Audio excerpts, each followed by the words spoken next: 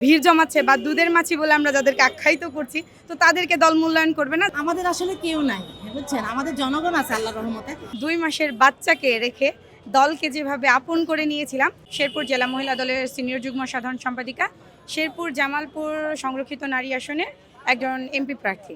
তো আসলে দল আমাদেরকে এর জন্যই মূল্যায়ন করবে আমরা আশাবাদী, কারণ আমরা যেহেতু মফস্বল জেলা শহর থেকে বেড়ে ওঠা আমাদের রাজনীতি, তো 17 বছর লড়াই সংগ্রাম আন্দোলন থেকে শুরু করে 2 মাসের বাচ্চাকে রেখে দলকে যেভাবে আপন করে নিয়েছিলাম, তো সেই ক্ষেত্রে বিবেচনা করলে দেখা যায় আমরা ফ্যাসিস্ট হাসিনা সরকারের রক্তচক্ষুকে উপেক্ষা করে তারপর পুলিশের ব্যারিকেড ভেঙে, তো আমাদের সেই শেরপুর জেলাতে খুব কম সংখ্যক বা জামালপুর জেলাতে খুব কম সংখ্যক নারীরাই আমরা সবর ভূমিকা বা সম্মুখ সারিতে ভূমিকা পালন করেছি।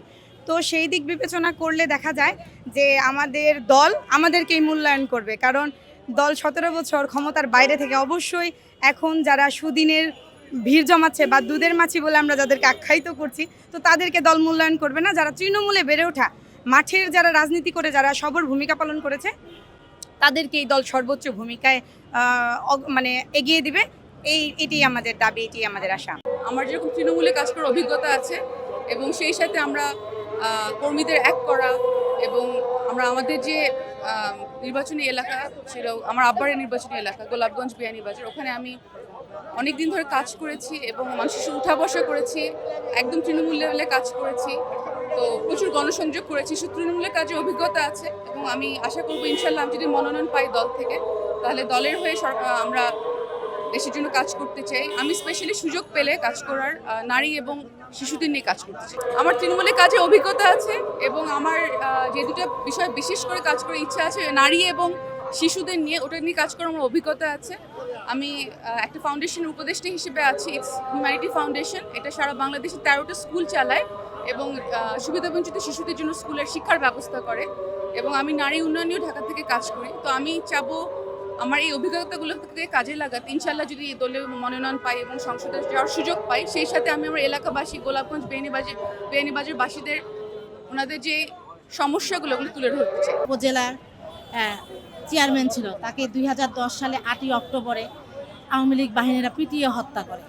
তারপর থেকেই আমার এই পথ চলা, তারপর থেকে আমি এই 15টা বছর এই রাজপথেই আছি, আমার স্বামীর কাজগুলোই আমি করে যাচ্ছি। এখন যদি দল আমাকে মূল্যায়ন করে, তাহলে আমি আমার স্বামীর স্বপ্নটা পূরণ করতে পারবো এবং অসহায়ের পাশে দাঁড়াতে পারবো, মহিলাদের জন্য কাজ করতে পারবো।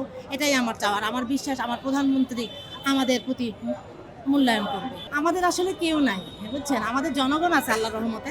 কিন্তু আমার এই 3টা মেয়ে, আমি অনেক কষ্ট করে এদেরকে মানুষ করছি। এরা আমাকে কখনোই ছাড়ে না, কোথাও গেলে আমাকে সাথে করে ওদেরকে নিয়ে আমি সব জায়গায় যাই, কারণ এরাই তো আমার সন্তান, তাই না? এদেরকে পাশে নিয়েই তো আমার পথ চলা, যেন আমার পাশে থেকে যেন ওরাও কাজ করতে পারে। হ্যাঁ, ওরাও দেখে ওর বাবা মা মানুষের জন্য কিভাবে সেবা করতেছে, তাহলে ওরাও উদ্বুদ্ধ হয় যে মানুষের জন্য কাজ করা। একা তো সম্ভব না। আমার পরিবারে আমি যেরকম মানুষের দরদি হব, আমার বাচ্চাগুলোকে তো সেরকম হতে হবে। তো সেজন্যই আমি এদেরকে নিয়েই আমার পথগুলো আমি এদেরকে নিয়ে চলি। না, আমার বিশ্বাস আমার বিশ্বাস এরকম কোনো কিছুই না। এটা দল, আমাদের তারেক রহমান অনেক বিচক্ষণ প্রধানমন্ত্রী। আমরা এবার আশাবাদী যে উনি ত্যাগীর পরিবারের প্রতি দৃষ্টি দেবে এবং আমাকেও উনি আশ্বস্ত করছে যে আপনি ধানের শীষের পক্ষে কাজ করেন, আমরা আপনার পাশে আছি। আমি মূল কাজটা করতে যাই নারী সমাজের। নারীরা খুবই আমরা অসহায়, তাদের পাশে যদি আমি দাঁড়াতে পারি শক্ত হয়ে, তাহলে আমার নারীরা একটু শক্তি পাবে, সাহস পাবে। আর যুব সমাজকে, কারণ আমাদের এখন যুব সমাজটা অনেক দিকে চলে যায়, হ্যাঁ, অনেক খারাপ কাজে লিপ্ত, তাদেরকে যদি আমরা একটু কর্মসংস্থানের ব্যবস্থা করে দিতে পারি, তাহলে মনে হয় আর এগুলা বেকারত্ব দূর করতে পারলেই আর এসব খারাপ কাজে যুব সমাজ আর হবে, তাহলে আমাদের সমাজটা সুন্দর হবে।